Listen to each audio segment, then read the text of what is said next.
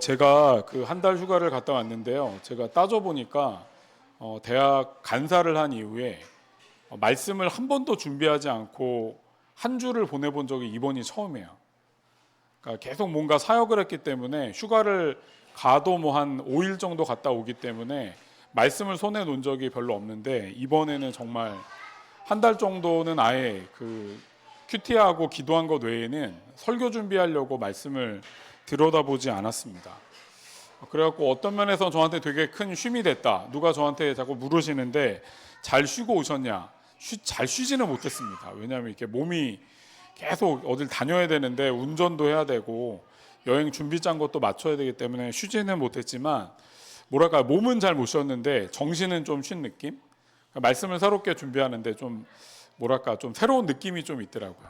그래서 이런 쉼이 25년 만인데 몇 년마다 필요하겠구나 이런 생각을 좀 하게 되었습니다. 오늘 좀 준비한 말씀은 제가 이번에 그 휴가 갔을 때 성도들한테 그래도 가끔 성도들의 상황은 여전히 또 어렵거나 힘든 게 있으니까 제가 연락을 할 때가 있는데 그 중에 있던 한 성도가 저한테 이렇게 물어보던 게 기억나서 뭘로 말씀을 전할까 하다가 이걸로 전했는데 어떤 성도가 저한테 여행 중에 하나님의 어떤 은혜를 누리시고 계시냐고 저한테 그걸 묻더라고요. 근데 보통 여행 간다 그러면 잘 쉬셨어요? 뭐 좋으세요? 뭐 이런 거 묻잖아요. 근데 저한테 어떤 은혜를 누리고 있냐 그래갖고 순간 약간 뇌정지가 왔어요. 내가 지금 이런 거 생각 안 하려고 했는데 성도의 질문을 통해서 나는 어떤 은혜를 누리고 있지? 지금 내가 이 쉬면서 어떤 은혜를 누리고 있지를 고민하면서 이제 제가 휴가 동안에 생각했던 것들이 오늘의 설교에 좀 담겨져 있습니다. 우선은 오늘 이제 은혜라는 단어를 오늘 본문에도 나오지만 오늘 은혜라는 단어가 좀 중요해서 여러분과 함께 좀 얘기하려고 하는데요. 보통 우리가 노력해서 얻는 것을 은혜라고 말하지는 않습니다. 은혜는 내가 노력은 했더라도 노력한 대가보다 훨씬 더 클 때 그걸 우리가 은혜라고 보통 말합니다. 그래서 우리 이 기독교에 우리가 믿고 있는 이 기독교에 가장 큰 기반이 있다면 전 그건 은혜라고 말할 수 있을 것 같아요. 우리가 이렇게 믿고 있는 기독교는 기본적으로 은혜의 기반에 있습니다. 제가 지난주 토요일 날 한국에 그러니까 어저께 말고 그 전주 토요일 날 와서 주일 날에 이제 교회를 올까 하다가 그냥 하루 아예 4주 채워서 쉬라 그래서 이제 주일 날에 저기 어디죠? 저 성공의 교회를 갔거든요. 저기 어디 종로에 있는 성공의 교회를 아내랑 애들도 데려가려고 그랬는데 애들은 거의 일어날 기미가 없어가지고 이제 아내랑 둘이 성공의 교회를 같이 갔는데 제가 거의 모든 교단의 예배를 다 드려봤어요. 뭐 카톨릭도 드려보고 동방종교 예배도 드려보고 근데 성공의 예배는 한 번도 안 드려봤는데 이번에 처음 드리면서 이제 끝나고 나서 마지막에 그 느낌이 느낌이 뭘까요? 마지막에 딱 남는 느낌. 우리 교회 예배가 좋다. 성공 예배는 너무 힘들다. 계속 일어났다 앉았다를 한 7번 한 것 같아. 졸 수가 없어.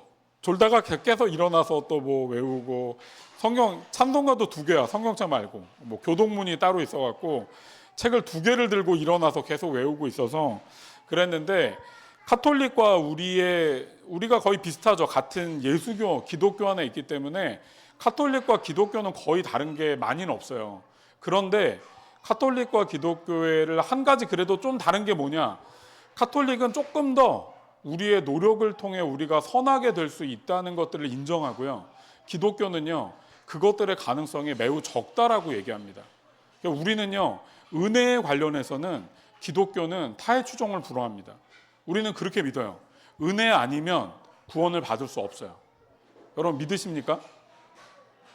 믿으세요? 이런 분위기가 아니라 대답을 잘 못하시는데 우리는 은혜가 아니면요 구원을 받을 가능성이 없다고 믿습니다. 그래서 우리 모두는요 은혜라고 말하는 것은 우리 기독교인들이 서가는 이 바닥, 신앙의 모든 바탕, 땅이라고 말할 수 있습니다. 여러분 지금 바닥을 밟고 서 계시잖아요. 이 바닥이 우리 기독교인들에겐 뭐라고요? 우리가 이렇게 밟고 있는 바닥이 기독교인들에겐 뭐라고요? 은혜입니다. 은혜라는 걸 우리가 잊지 않으면 좋겠습니다. 은혜는 노력으로 생기는 게 아니라요. 노력을 했지만 이게 너무나 말도 안 되게 값어치가 있어서 노력으로는 얻을 수 없어요. 그래서 하나님께서 전적으로 주시는 걸 은혜라고 말합니다. 자, 이렇게 여러분 여기 가정이 많으니까 우리가 부부 관계를 할 때요, 가끔 부부 관계도 사실 주고받는 게 있잖아요. 어떤 면에서 부부도 전적으로 100% 타인을 위해서 살 수는 없잖아요. 그래 안 그래? 네, 한 명만 정직하신데 다 그렇잖아요. 부부는 뭔가 기브 앤 테이크가 있잖아요. 서로 주고받고 토론도 하고 싸우기도 하고 의견이 안 맞을 때도 있죠. 여기서 싸우시면 안 돼요. 나가서 싸우시고. 의견이 안 맞을 때도 있습니다. 그러나 자녀들은요 좀 달라요. 자녀들이 나한테 뭔가를 해주지 못해도 자녀들은 어떤 면에서 전적으로, 애들이 옆에 있어가지고 애들이 자꾸 부모 보지 마세요. 부모 보지 마시고. 아이들은 좀 다르지 않습니까? 아이들을 사랑하는 건 얘네가 뭘 잘했기 때문이 아니라 그냥 우리 자녀이기 때문에 사랑하는 게 있잖아요. 그래서 저는 부부관계는 노력해야 된다고 생각해요. 부부관계는 계속 노력해야 됩니다. 죽을 때까지 노력하셔야 됩니다. 그래야 부부관계가 약간 이렇게 원만하게 갈 수가 있기 때문에 죽을 때까지 노력해야 됩니다. 그런데 자녀 관계는 좀 그렇지 않습니다. 자녀는 내 애니까, 그냥 내가 내 안에서 태어난 내 새끼이기 때문에 이 아이를 사랑하는 건 그렇게 노력이 들어가지 않습니다. 어떤 면에서 저는 하나님의 사랑을 부부관계로 표현했던 성경도 있지만 하나님과의 우리와의 관계는 자녀 관계가 좀 더 맞지 않을까, 부모와 자녀 관계가 좀 더 맞지 않을까를 생각해 보게 됩니다. 그래서 여러분들이 자꾸 기억해야 됩니다. 저희 자녀들이 있잖아요. 물론 저는 저희 아이들에게 그래도 너희도 잘해야 된다라고 얘기를 하거든요. 마음으로는 그렇지 않지만 그래도 너희는 이렇게 해야 돼라고 말하는 게 있습니다. 그러나 우리가 일반적으로 생각할 때 저도 그렇게 무한적인 사랑을 받았고요. 여러분도 그런 사랑을 받았기 때문에 이 자리에 있는 것처럼 우리도 하나님께 그런 사랑을 받을, 우리가 은혜 안에 땅에 서 있다면 여러분 모두는 하나님의 그 무한한 은혜를 받을 수 있는 기본적인 준비가 돼 있다고 말할 수 있습니다. 그 조건이 뭐예요? 그냥 그 땅 안에 서 있으면 되는 거예요. 내가 그 은혜의 땅에 서 있기만 하면 여러분 모두는 하나님의 은혜를 받을 수 있는 준비가 돼 있다고 말할 수 있습니다. 그러니까 여러분들이 가끔 힘들거나 어려울 때, 가끔 좀 망가져 있을 때, 하나님과 멀어져 있다고 생각할 때 그래도 주님께 나가면 됩니다. 왜?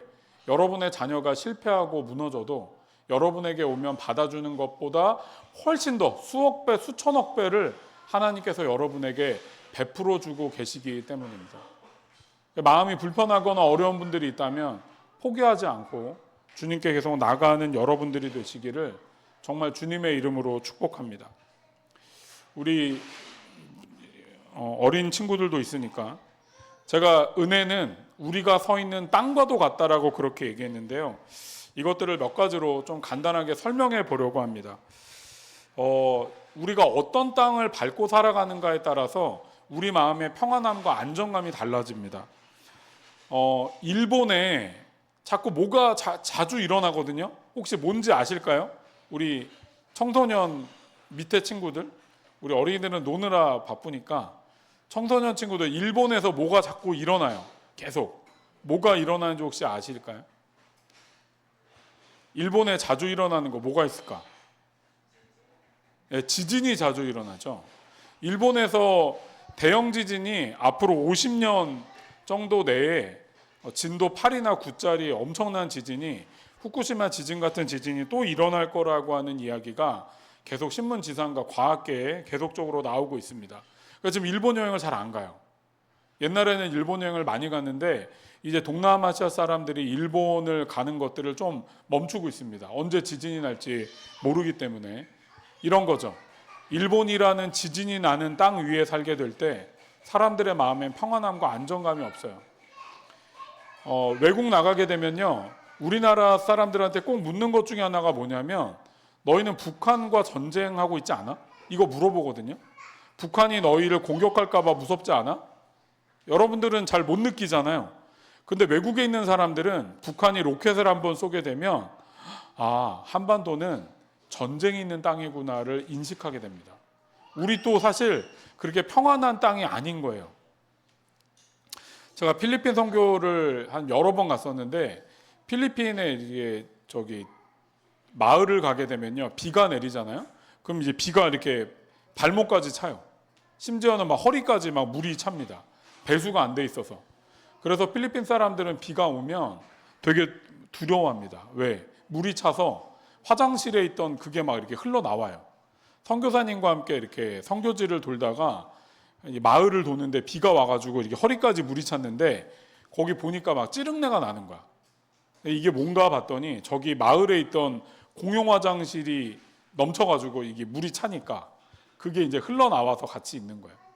선교사님이랑 같이 이제 돌아다니면서 마을이 이런 마을이 있다는 걸 보게 됐는데 비가 많이 오는 곳에 살게 되면, 근데 그 물이 배수가 잘 안 되면 사람들은 비가 오는 것들을 두려워하게 됩니다.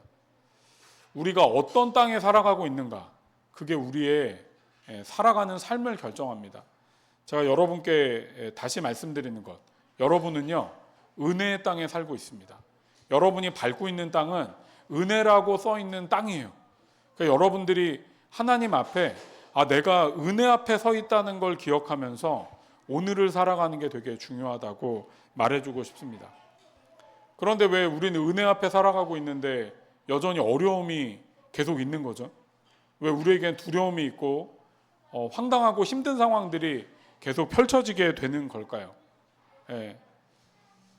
우리는 은혜의 땅에 살아가고 있지만 이 은혜가 우리에게 종착지에 이르지 않았기 때문에 우리는 여전히 어려움 가운데 있을 수밖에 없습니다. 그런데 여러분들이요, 제가 한 가지 꼭 기억했으면 좋겠는 게 뭐냐면, 지금 우리가 어려움을 겪을 수 있는 것은 실제로 그 이전에 은혜의 땅을 밟고 있었기 때문이라는 걸 잊으면 안 됩니다. 무슨 말이냐면, 아이가 아프게 되면요 부모들은 마음이 힘들어요. 아이가 왜 아프지? 왜 아이가 건강하지 않지? 그런데 이 아이가 우리에게 주어졌기 때문에 아픈 것들을 힘들어할 수 있다는 걸 잊어버리면 안 됩니다. 가끔 부부관계가 어려울 수 있죠. 그런데요, 이 부부가 있기 때문에, 그 부부가 있었던 은혜 때문에 지금 우리가 불평할 수 있다는 것들을 기억해야 됩니다. 우리가 지금 불편하고 어려운 일이 있는 것은 그 이전에 은혜가 있었기 때문에 그거를 밟고 또 불편함과 어려움이 있는 땅을 살아가고 있는 것이죠.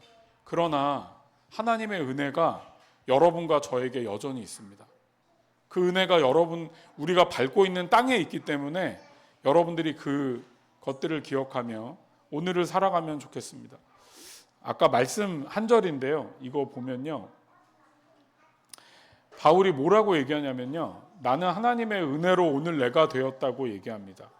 하나님이 내게 베풀어 주신 은혜는 헛되지 않았다고 얘기하고, 난 열심히 살았고 이렇게 한 건 내가 아니라 하나님의 은혜라고 말합니다. 여러분, 이 고린도전서는요, 바울이 고린도 교회에 쓴 편지인데, 고린도 교회 문제가 너무너무 많아서 너무너무 답답한 마음으로 썼던 편지가 바울의 이 고린도서입니다. 그런데 바울이 뭐라고 얘기하냐면요, 나는 이 고린도 교회 문제가 너무나 많아서 어려운 걸 기억하고 있지만, 그런데 고린도 교회에 이 문제가 많은 이유는 뭐예요? 그 이전에 교회가 세워진 은혜가 있었기 때문이에요. 바울이 그걸 기억하고 있어요. 난 여전히 하나님의 은혜 안에 있습니다. 당신들의 지금 교회가 어렵고 힘들지만 당신들의 교회는 은혜 아래 세워져 있고 나는 여전히 그것들을 잊지 않고 있습니다. 라고 바울이 말하고 있습니다. 우리 사랑하는 우리 어른, 또 청소년, 우리 아이들, 모든 친구들이 꼭 이걸 기억하면 좋겠습니다. 지금 우리에겐 기도 제목이 있어요. 오늘도 아침에 한 가정의 한 자매가 이렇게 갑자기 목이 크게 삐어갖고 목이 너무 아파서 오늘 못 오게 되는 일이 있었거든요. 그런데 그 이전에 그래도 건강하게 지냈던 은혜의 시간이 있었기 때문에 오늘 아픈 것을 또 경험하게 되는 것이죠. 우리는 그 이전에 은혜가 있었기에 지금 어려움의 시기도 또 걸어갈 수 있다는 것들을 잊지 않으면 좋겠다 싶습니다.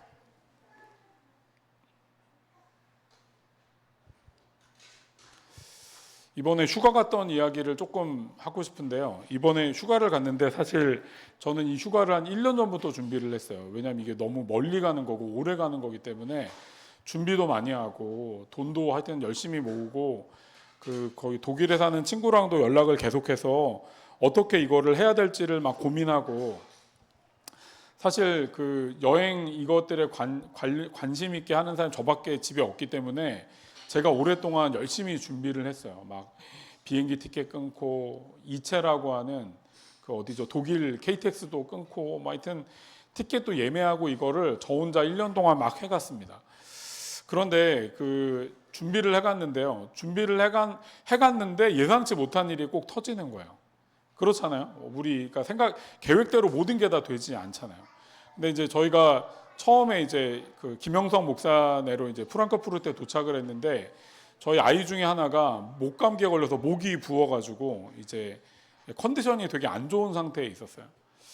그래서 그것 때문에 되게 이제 걱정을 많이 했어요. 저희가 이제 에드빌이라고 하는 저희 집에서는 감기 걸리는 꼭 먹는 약이 있는데 그거를 이제 한 통을 갖고 갔는데 그걸 계속 먹여도 목이 붓기가 안 났고 다행히 열은 안 나는데 컨디션이 너무 안 좋은 거야. 그래서 저희가 영성 목산에 7월 17일 날 도착해서 하루를 자고 그 다음 날 새벽 기차로 이제 파리로 갔거든요.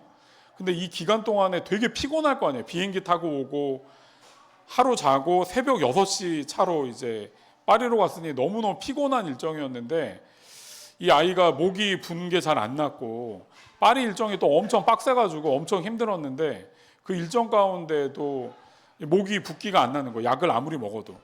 그리고 심지어는 파리에서 이제 그 가이드를 만나가지고 파리에 목감기 약을 사고 싶다고 약국을 갔거든요.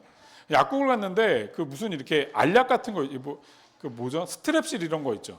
그런 걸 주는 거야. 우리에게 보기엔 약이 아니라 그냥 뭐 건강 보조제 같은 거. 그래서 내가 몇 번 이게 메디슨이냐고 몇 번을 물었는데 맞다는 거야. 그 약사가. 갖다 먹였는데 보니까 그 스트랩실과 거의 비슷한.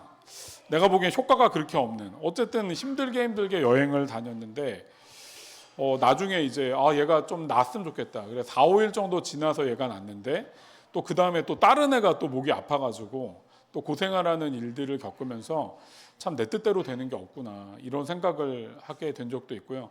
또 한 번은 이제 스위스에서 차를 타고 그 산에 있는 집을 빌려서 영성 목사네랑 4박을 같이 지냈는데 한 날은 차를 타고 올라가는데 저희가 찬 타에서 막 고무 타는 냄새가 나는 거예요. 갑자기 막 연기가 막 나고.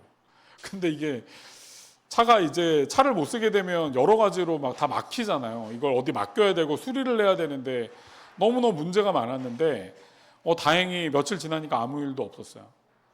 이게 일정 하나하나가 한 번은 또 티켓을 그 배를 타는 일정이 있었는데 티켓을 저희가 5개를 예매했는데 하나가 중복으로 찍힌 거야. 제가 전날에 딸들과 아내한테 다 미리 보냈는데 하나가 중복으로 찍혀가지고 막 못 들어가서 그 앞에서 막 배는 들어오고 있지. 막 이걸 긴급하게 어떻게 해야 되나 막 고민했던 시간들도 있었습니다. 그런데 지나고 보니까 있잖아요.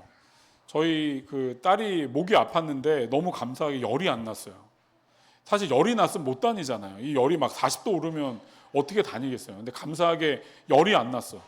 그리고 이 딸들이 몸이 아픈데도 너무 잘 따라다녔던 거예요. 그리고 차가 이렇게 막 연기가 났는데 그 다음날 저희가 몇 번 검사를 했는데 특별한 문제가 없어서 차를 반납할 때까지 특별한 문제가 없이 잘 되기도 했고 이 표가 하나가 중복이 됐는데 그 이 표 끊는 아저씨가 외국 사람인데 이 사람도 외국인이었어요. 외국인 근로자가 내가 갑자기 인터넷이 안 돼갖고 이 표를 검사할 수가 없는데 자기 인터넷 와이파이를 연결해가지고 나한테 막 도와줘가지고 막 들어가게도 되고 그래서 그 성도가 저한테 물었던 목사님 여행 가운데 어떤 은혜를 경험하고 계세요? 그걸 물었을 때 제가 그 질문을 받고 딱 떠올랐던 대답이 뭐였냐면 난 여전히 은혜의 바닥에 살아가고 있다.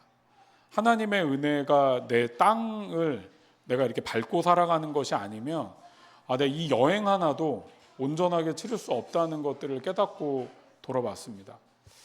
사랑하는 주연의 교회 성도 여러분, 우리는 바울처럼 혹은 저에게 어려운 일이 있었던 것처럼 힘들고 어려운 때가 있을 수도 있습니다. 그런데 우리가 밟고 서 있는 땅은 뭐라고요? 은혜라는 걸 잊으면 안 됩니다. 우리가 여기를 밟고 설 수 있는 이유 자체가 하나님의 은혜 때문이고, 지금 우리가 어려움이 있는 이유 자체도 이 어려움을 겪을 수 있는 여기 온 것 자체도 하나님의 은혜 때문이기에 이것들을 잃지 않고 낙심하지 않고 꾸준하게 주의 길을 또 걸어가는 여러분 되시기를. 그래서 우리가 은혜 아래 서 있다. 내가 은혜 아래 서 있다. 사실 우리가 지금을 보면 은혜 아래 서 있는지 잘 몰라요. 근데 뒤를 돌아보면요, 아, 내가 은혜 아래 서 있었구나. 은혜 때문에 내가 여기까지 왔구나. 은혜 때문에 내가 이 자리에 왔구나를 깨닫게 됩니다. 우리가 이것들을 기억하면 좋겠습니다. 제가 이렇게 갔다 와 보니까 되게 감사한 것 중에 하나가, 이렇게 되게 막 우리 교회 안에 나름대로 성도들 안에 문제들이 있었는데 서로 연락하고 하면서 그것들을 또 잘 넘어갔더라고요. 제가 그걸 보면서 좀 알게 됐어요. 나는 그냥 하나님의 은혜 아래 서 있다는 것들을 말해주는 사람이구나. 사랑하는 주안의 교회 성도 여러분, 여러분과 저는 은혜라는 땅을 밟고 서 있는 자들입니다. 지금이 또 힘들고 어려울 수 있지만 뒤를 돌아보면 우리가 은혜의 땅을 밟고 왔다는 것들을 기억할 수 있는 것처럼, 오늘의 시간도 또 어렵고 힘들 수 있지만 그 은혜를 기억하며 은혜의 땅을 밟고 나아가는 여러분과 제가 되기를 주님의 이름으로 축복합니다. 우리 같이 이 시간에 기도하며 좀 주께 나아가면 좋겠습니다.